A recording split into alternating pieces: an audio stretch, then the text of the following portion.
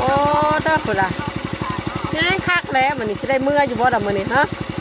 ถ่ายแม่มารับจ้างกับแม่ก็ได้บ่10,000กีบพอได้ค่านมลูกนี่แต่ละมื้อนี่ฮะได้แต่ว่าเล่นเอาลูกเขาคุบลูกอยู่ตะกร้านี่แหละแม่ว่าโอ้ยติอย่ามารับจ้างก็ถึกใจลูกแล้วนี่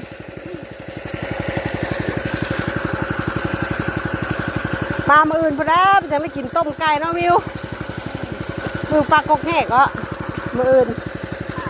ไวดิว้าวขาไก่แล้วจังไวถ้าจะกินหอยกินปูต้องกินไก่แล้วบ่ลงปลากกแหกนะมาเวียตี้เนาะ